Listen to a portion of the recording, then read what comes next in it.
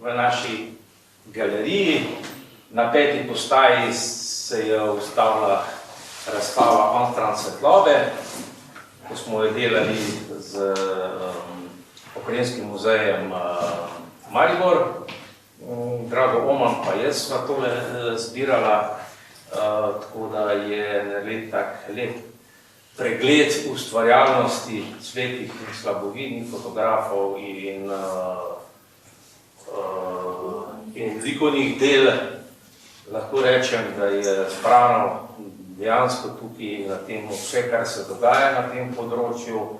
Še celo uspel sem dobiti s pomočjo Novega mesta tole čudovito sliko Pirana Ivana Stojana Rutarja, pokojnega, ki je eden od začetnikov tega likovnega gibanja med slepimi in slabovidnimi. Tam lahko rečem, sem tako šlim ugredene, tam je problem okrog tih, ker je preskojno mora problem z svojci dobiti stik. Je pa Novo mesto bilo kot prijazno, da je vstopilo varianto in pa Reska, pa Paranesta pa pripeljala živ Pirana, tako da smo živeli ta Piran v Piranu. Pol dodatek je še tale tudi Valentin Cundrič, ki je tudi eden od, bi rekel, od začetka zraven. Tako da je to so dve sliki, ki so bile dopolnjene od začetka, od novembra 20, ko se je začelo. Zdaj bom prosil Mitja, da bo po ne vem kolikih letih, da bo na kitaro brenko, poznamo ga kot glasbenika, ampak bolj kot klaviaturista. Zdaj mi je nerodno. Izvoli, Mitja. Bomo kar eno klasiko naredila, ne? Pa dajte malo pomagati, ker za glasbenike je to zgodaj. Veste, ura je 11, ne, to sred noči. Skoraj raj si, ti Gorenjska, sive gore in zelene reke, tu življenje skriva svoj zagat, stara si kot sonce, mlajša kot pomlad, siva, dajmo, vodi me, kamor hoč, če srci na Gorenjsko, kjer gori so, vodi me, siva voda.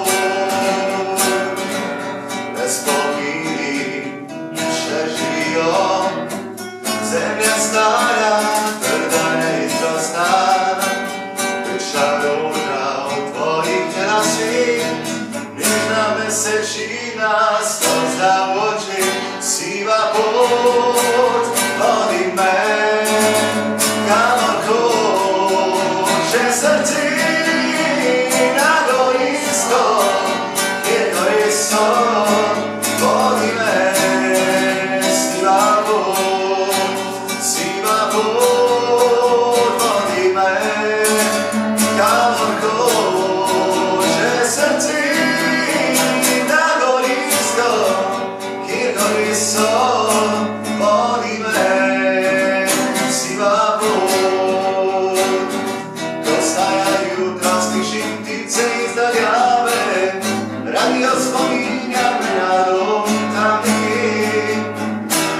Se vozi po betonskih magistrah, mislim na tebe,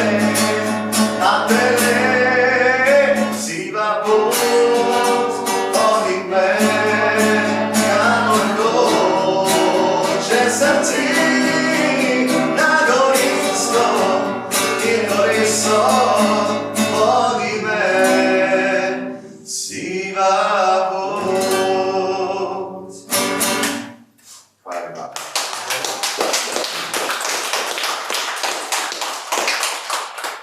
Mitja, tev se mudi, ali bo še eno zaigral? Ne, bom šel, ker me čaka delo.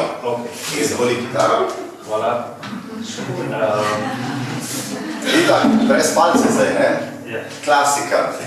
Kaj bi srki rabel palca, če pa palca po dnev ne vidim? Kaj naravnost. Neč, pol bomo pa prosti, preden dam besedo predsedniku Mateju, bi prosil pa Tajdorje še, da prebere odlomke iz knjige od Janke Kusove Stopinje v času, ki je tik skozi čas, pardon, ki je tik pred izidom in sem zelo vesel, da sem je še odkril, da bo lahko šla še not v pripravljajočo še antologijo. Tako da, Tajda, izvoli. Super, jaz sem pa tudi vesela, namreč jaz tukaj v knjižnici že pol leta berem audio knjige za slepe in slabovidne, zato sem danes tudi napišem prosto, da preberem. Škoda pa, da nimamo mikrofona, ker sem navajena, ampak upam, da se slišimo, no? Ko poskusila z normalnim, ne bom se kaj preveč napenjala. Skratka, v 2 delih tole predlagam, ne? Je kar dolgo. Premagali sva jo. Včasih se zgodi, da je človek osamljen in ker nima nobenega prijetnega sogovornika in ne kakršnekoli koristnega dela, začne premišljevati o prigodah in doživljajih, ki so se mu pripetili v njegovem življenju. Spomini so lahko različni. Včasih lahko v njih človek najde oporo in si tako pomaga naprej. Včasih se ob spominih lahko dobro nasmeje ali pa spet podoživi dogodke iz preteklosti. To se dogaja tudi meni. Tako sem se nekega turobnega popoldneva spomnila na dogodek, za katerega mislim, da je prav, da ga zapišem, saj sem naredila pravi podvig. No, o podvigu presodite sami, ko boste prebrali do konca. Še preden pa začnem, moram povedati, da sem skoraj slepa, saj imam samo še 4% vida. Prav ste prebrali. Nočem, da bi me pomilovali, samo rada bi se na ta način zahvalila ljudem, ki pomagajo, predvsem pa sprejemajo ljudi takšne, kot so. Lahko rečem, da sem srečen človek, ker imam take prijatelje. Zdaj pa nazaj. To se je zgodilo nekega lepega poletnega dne. Živijo. Tija, greš v soboto z menoj na Stari Ljubelj? Do predora se peljeva, potem pa gor, mi je rekla prijateljica draga.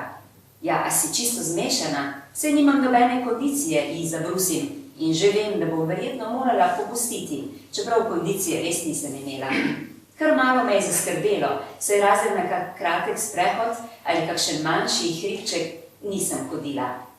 O svojih 100 in malo čez kilogramih pa sploh nisem upala ničesar črhniti, ker bi to draga s pridom uporabila za kakšen dober, koristen nasvet. Tega mi pa ni treba, ker sama vse predobro vem, kako in kaj. In če se draga nekaj nameni, jo je res težko prepričati. Veš kaj?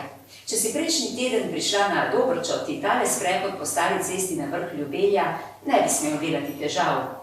Vsega skupaj je 45 minut hoje po senčici. Ne bo ti žal, zelo lepo je. Videla boš stari mejni prehod v Avstrijo, no, saj si sama rekla, da je sramota, da niti domačini ne poznajo svojega domačega kraja in okolice, kako bi potem lahko to zahtevali od drugih. Ne bodi mevža. Na vrhu je tudi planinska postojanka, kjer se bova lahko spočili. Daj no, vse je samo 1330 metrov višine. Boš videla, kako je lepo. Pogled na tiste gore te je še vedno prevzel, pa v hribih tudi ni tako vroče, kot je tu spodaj. No, prav dolgo me ni bilo treba prepričevati in tudi nobenega smisla ne bi bilo. Rada grem s prijateljico v hribe. Draga je moj vodič po samotnih poteh planin in hribov. Potrpežljivo bi razlaga poti in pokaže zanimivosti, pa rože, tudi kamenčke in male živalce. Najni izleti so veseli, zanimivi, polni novih odkritij. Izkoristiva jih za pogovore, reševanje problemov, nabiranje rož za čaje in še in še. Če ona pravi, da bom zmogla, potem verjetno bom. Čeprav veliko kondicije letos res nimam. Malo pa me je vseeno skrbelo. V soboto zjutraj ob 7 je bila že pri meni. Mami, ki so jo srečali na dvorišču, so povedali, kam so namenjeni in kdaj približno se vrneva. Ona pa naju je po končanem izletu povabila na sirove štruklje. Krasno, krsline so se nama pocedile. Vzela sem nahrbtnik, v katerem razen rezervne majice, pol litra vode, limone, telefona in nekaj drobnarij, pa denarnice seveda ni bilo nič, in sedla v avto. Danes za spremembo ne bom nosila s seboj malice. Ta pa ponavadi zavzame v nahrbtniku kar dosti prostora in pa, no, tudi na teži se pozna. Za najni izlet se je obetal lep dan. Vremenoslovci so napovedali kar do 38 stopinj. Pred mejnim prehodom Ljubelj so parkirali avto, potem pa hajdi v hrib, po zares lepi makadamski cesti.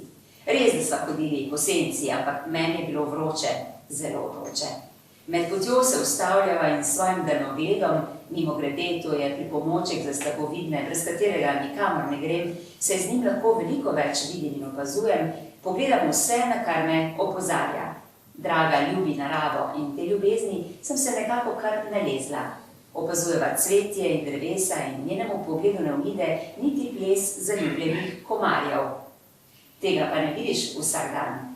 Kmalu se počutim kot raziskovalka. Mogočne stene se dvigajo nasproti mene in v steni, glej, steza. To je znamenita Bornova pot, hiti z razlago.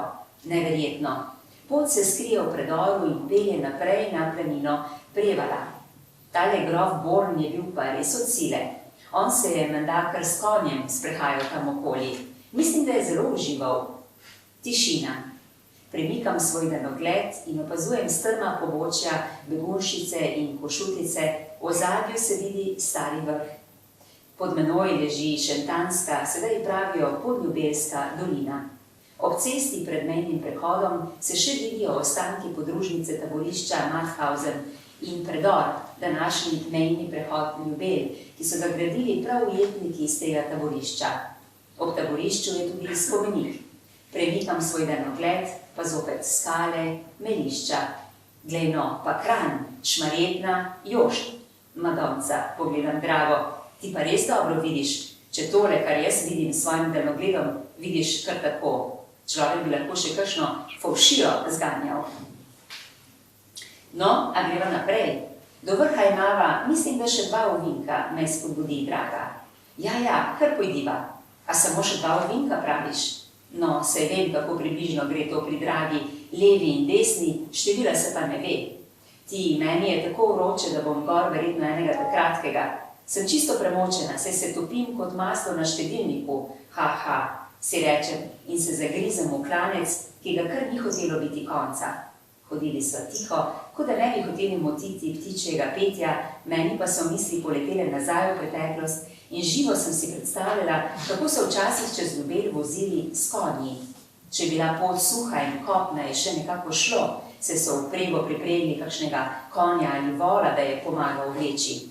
Po zimi pa v snegu in zametih niso vozili. Ja, težko je bilo življenje furmanov.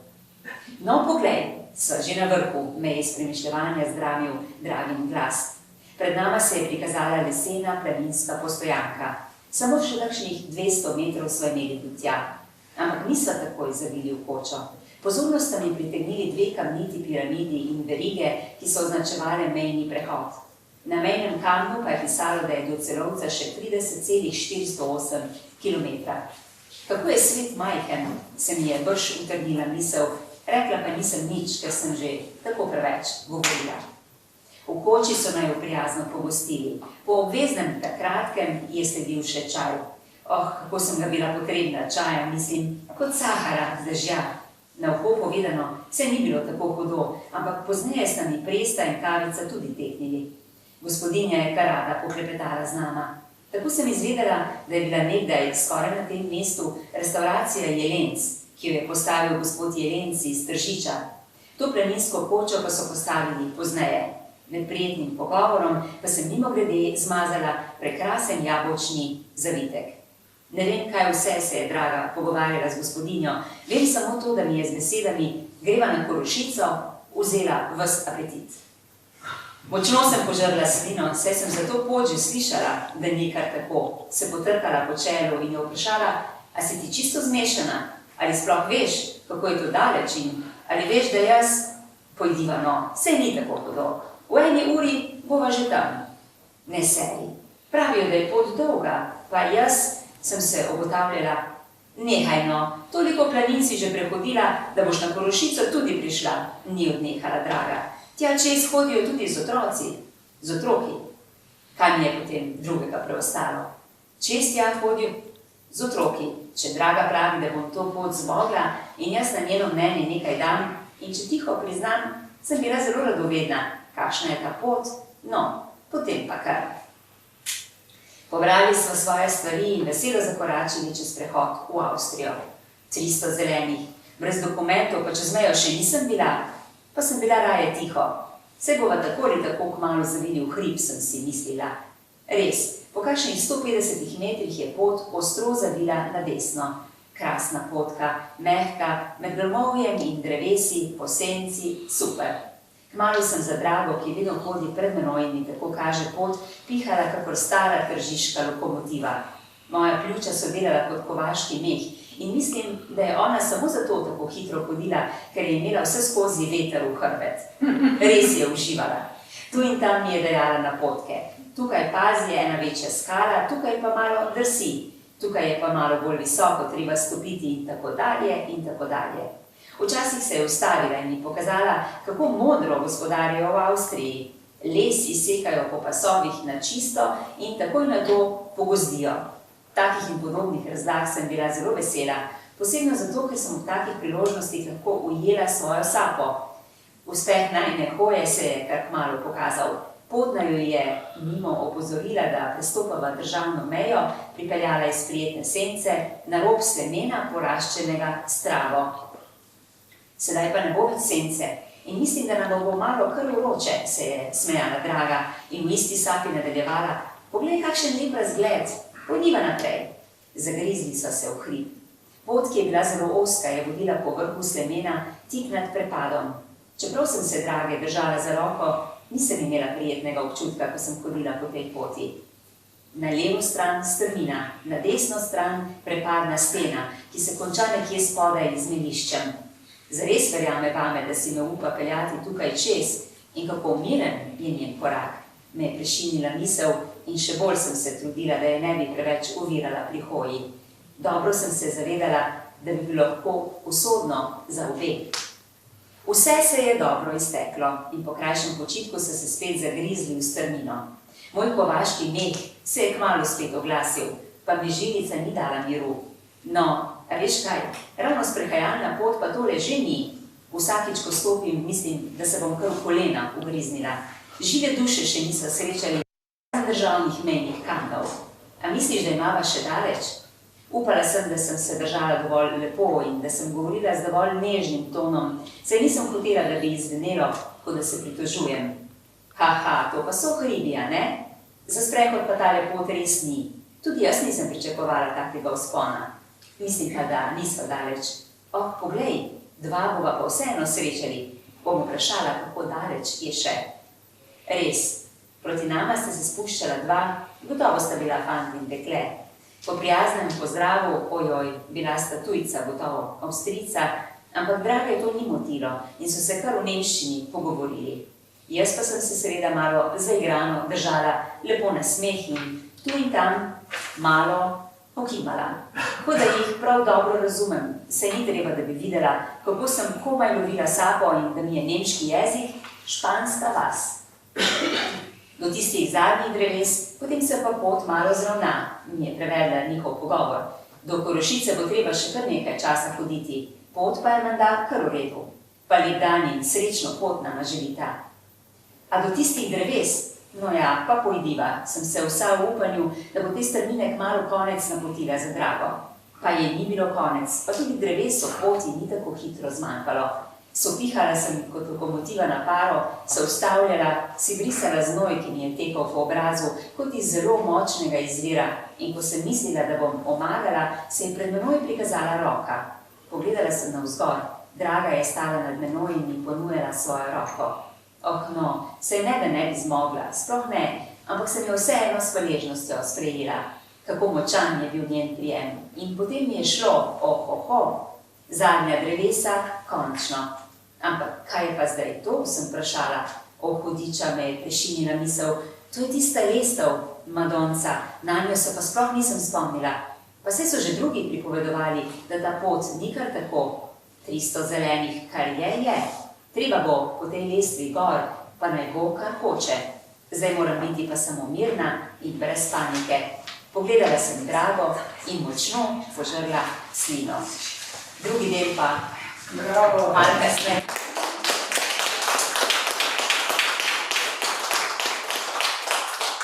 Hvala, Tajda. Matej, boste vi kako besedo rekel? Bom eno besedo in sicer vse lepo pozdravljam. Veseli smo, da vas končno tudi v živo pridemo na tako otvoritev in na ogled razstave. Smo pa zelo veseli, da knjižnica slepih in slabovidnih opravlja svojo nalogo nekakšnega kulturnega središča naših ustvarjalcev, seveda pa tudi drugih. Ampak ta razstava je namenjena predvsem slepim in slabovidnim, ki so ustvarjali svoja dela, in jaz upam, da boste uživali ob ogledu in seveda ob današnji priliki, ko lahko tudi poslušamo tudi prozno ustvarjanje. Dušan je omenil, da gre k koncu oblikovanje in izdelava antologije. Jaz upam, da vas bo tudi ta zbornik ustvarjalcev likovnih in pa literarnih navdušil in da ga boste z veseljem vzeli in prelistali kdaj doma. Za danes pa lepo, da smo tukaj in uživajmo še naprej.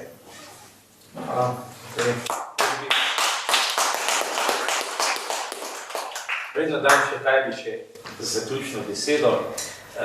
Bi rekel sem še to, razstava je zdaj tukaj do konca avgusta. Za septembrom se seli v Biotehnični center Naklo. Konec leta, ali pa se blizu konca leta, bo pa dočakala v auli Delavskega doma za pomoč. Za novo leto se še pa pogovarjamo, kje bi še šla. Je to vedno šlo po 100-letnice? Ja, mislim, 100-letnico še kar praznujemo, a ne Matej? Ja, imamo še nekaj dolgov, tako da pomoč lahko rečemo, da je to še vedno v sklopu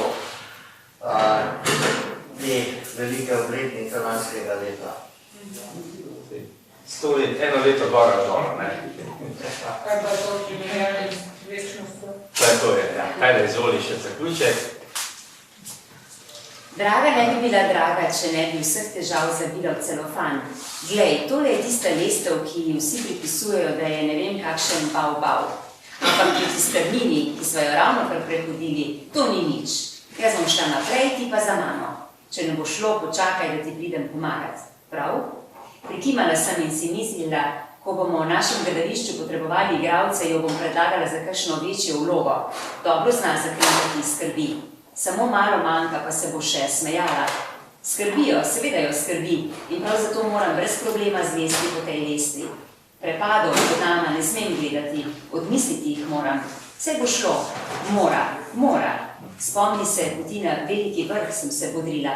Tam sem morala celo steno prelesti ob jeklenici, kar je včasih spominjalo že na plezanje. Tukaj je pa bolje.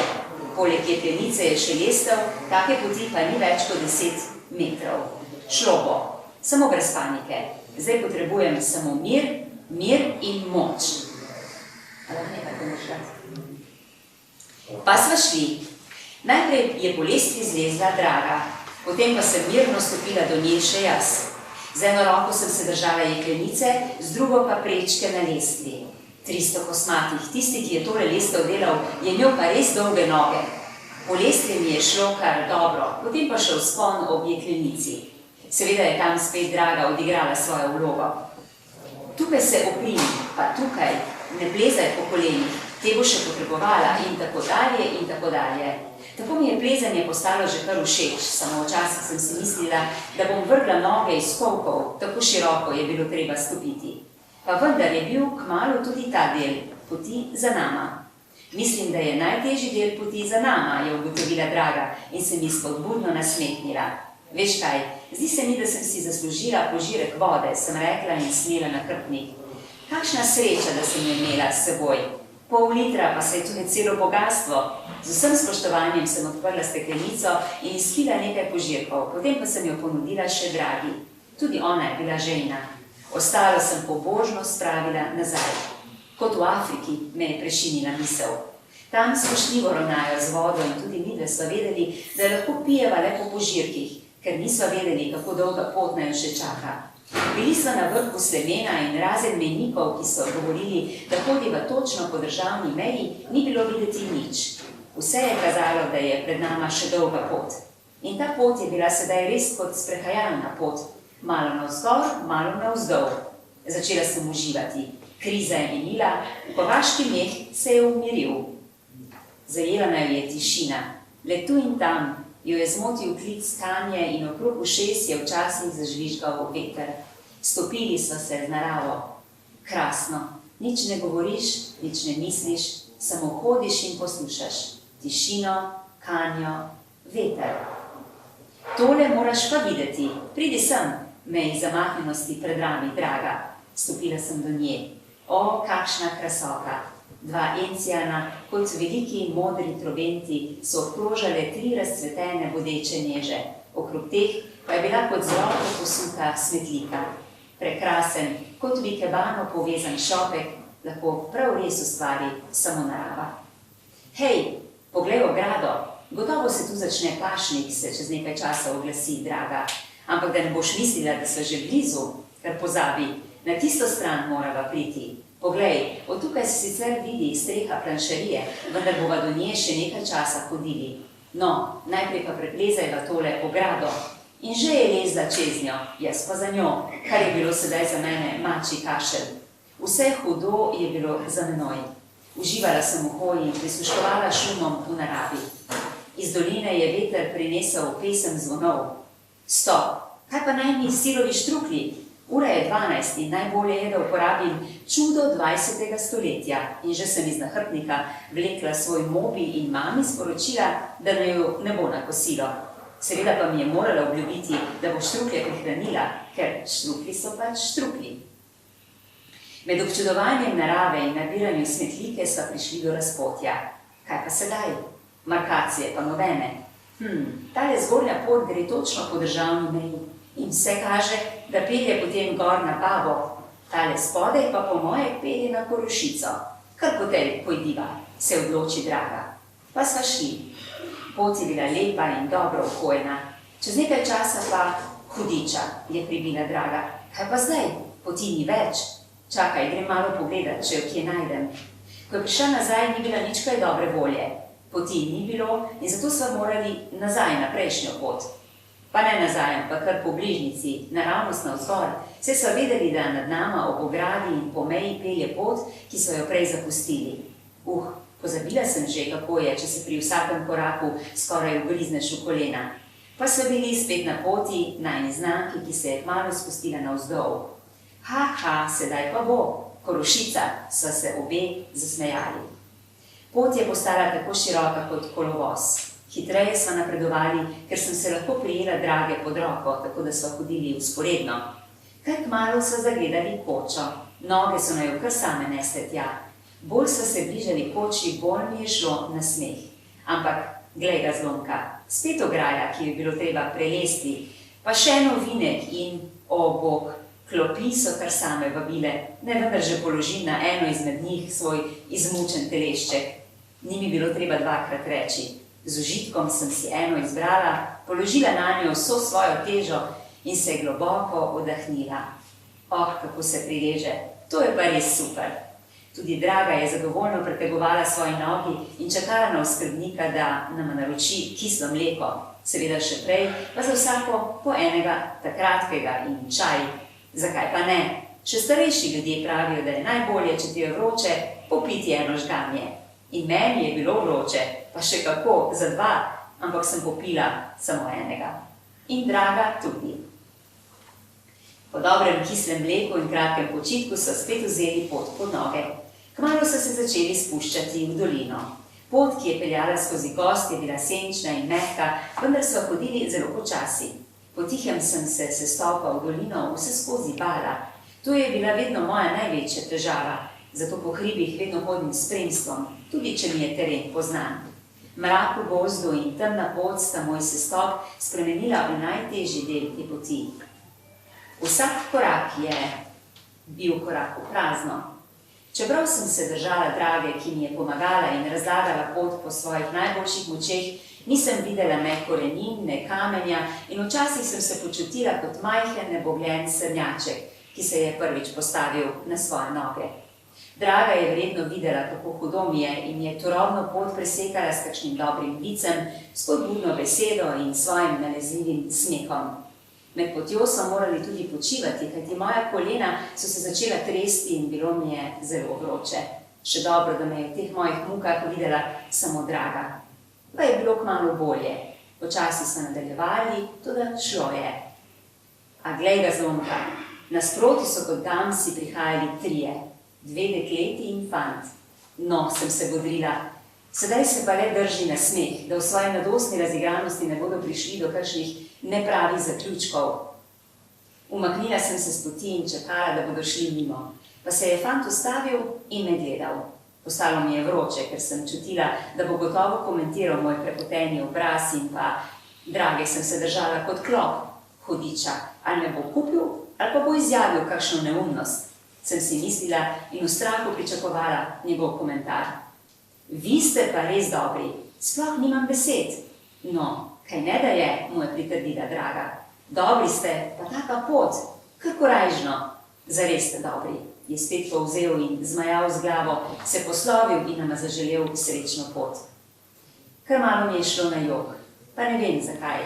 Ali od ganjenosti ali pa od olajšanja, ker sem pričakovala opasko in ne občudovanja. Pa še nisem verjela svojim ušesom in sem rekla, Dragi, ti, tale pa gotovo mislil, da sem pijana, ker se te tako držim. Ona pa v smeh. Ne, mislil je čisto resno in ves čas te je gledal v oči.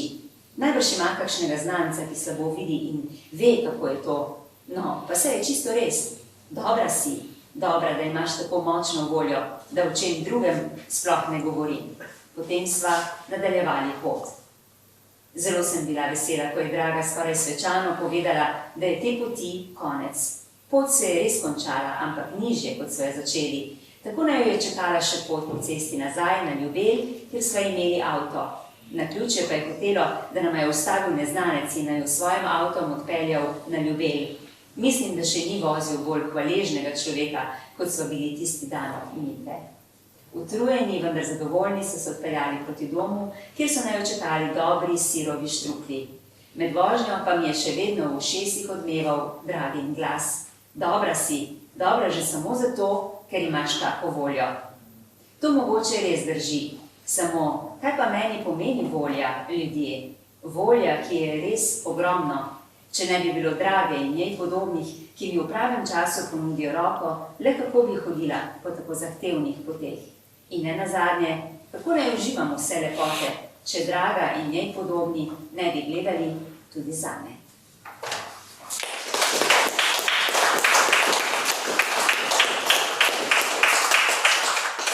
Ajda, eno malenkost zate, To pa za Jano. da te malo posladkamo in življenje. Ja, tako, zdaj jaz vas vabim, da gledate malo tam na mali prigrizek, pa da se malo podružimo, pa da če še ima kdo kaj za vprašati, pa se vam.